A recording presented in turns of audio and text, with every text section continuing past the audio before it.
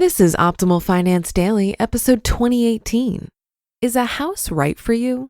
By Michelle Schroeder-Gardner of MakingSenseOfSense.com. And I'm your host and personal finance enthusiast, Diana Merriam.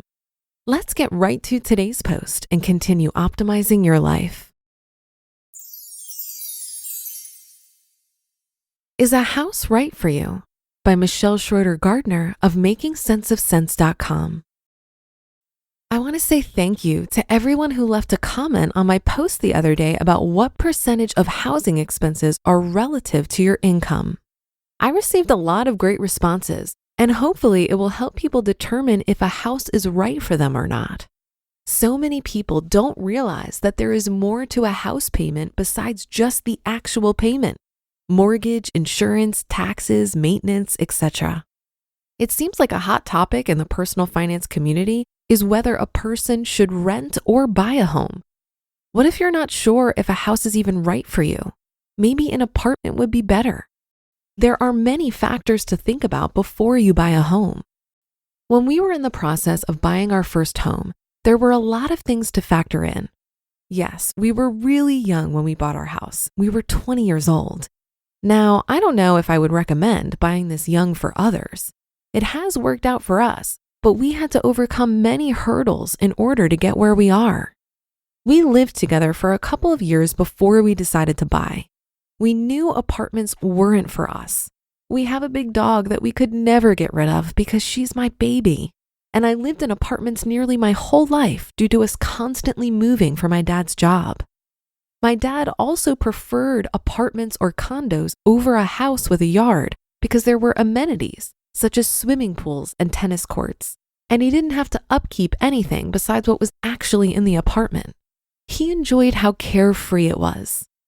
Also, W and I had rented a house together, and we knew what it was like to live in a house together. I knew for a fact that I did not want to live in an apartment or a condo. Though there's nothing wrong with condo living, different people enjoy different things. Before we bought, I was tired of having no yard my whole life and something that wasn't mine. I have moved a ton. When I was younger, I went to a grand total of about 12 different schools, and I just wanted to stay put. We knew we wanted a house, and the fact that houses were only slightly more expensive in our area definitely appealed to us. However, we never really thought about how we would feel stuck if we bought a house. We love our house, of course, but I constantly wonder if I would be parading around the world if I didn't have a house and so much stuff. Dreams of traveling extensively while we're young have definitely vanished due to us having to pay my mortgage. Oh well, that's just the responsibility of growing up. I do love being a homeowner though. Here are some questions to ask yourself before you buy. Number 1, do you have a reliable income? Buying a house means that you'll have a constant bill to pay, your mortgage payment, of course.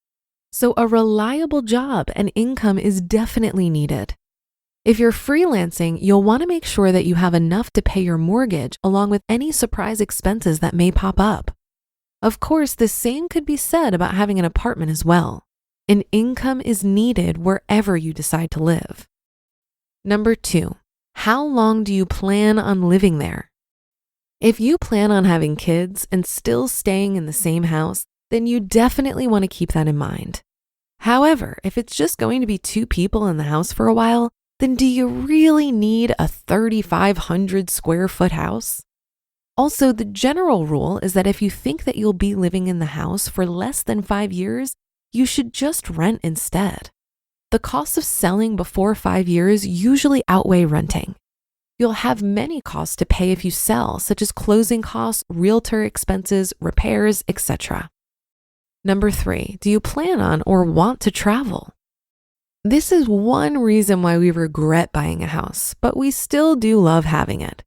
Being able to travel for a long period of time is not possible because we have to think about how we're going to pay our mortgage payment every month.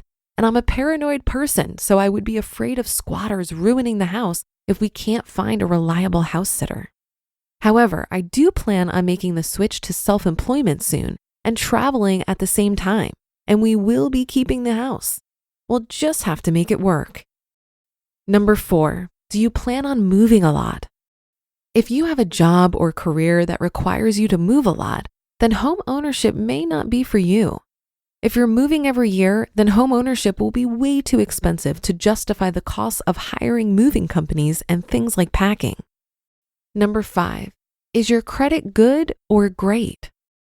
Yes, I realize that a lot of people view mortgages as the devil, but for most, owning a house without having a mortgage is near impossible.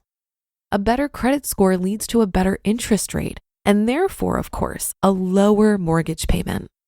Also, a low credit score will lead you to not even being approved. Get approved before you start looking so that you're not let down. No one wants to fall in love with a house, only to find out that they can't get approved for it. And number 6, do you have enough for a down payment? We didn't put down as much as we would have liked, and therefore we have to pay PMI. For our next house, I plan on putting a substantial amount down or paying in cash. PMI is so much money every month, and I would rather not pay it. Getting home loans without PMI is always great. You just listened to the post titled, "Is a House Right for You?" by Michelle Schroeder-Gardner of MakingSenseOfSense.com. Home ownership. For many of us, owning a home is a big part of the American dream, but it can also be a nightmare for the financially unprepared. I was recently at an event where we looked at 2 case studies of participants to help them with their financial goals and strategies. Before too long, it became really clear that both of them bought expensive homes that have now backed them into a corner. Both of them had mortgages that were more than half of their take-home pay, and their cash reserves were minimal, so they didn't have much wiggle room for the additional expenses of home ownership like maintenance and repairs. I think it's worth really questioning if buying a house is right for you based on where you are in your financial journey. In my case, I bought a house as a lifestyle decision after I was debt-free and investing heavily in retirement vehicles. And while I don't look at my primary residence as an investment, I was house hacking for about 2 years with a roommate who covered 90% of my mortgage, and I do plan to rent out this house in the future. Home ownership has high carrying costs, and if you need to access the money you have locked up in equity in your home, you either need to sell the house or take out a home equity loan, which creates more risk. I recognize the risks of home ownership, and so really only considered it after getting other financial goals out of the way, like getting out of consumer debt, fully funding retirement vehicles, and building up a year of expenses in cash. And that's a wrap for a Sunday show. Have a great rest of your day, and I'll be back in just a moment with a bonus episode where your optimal life awaits.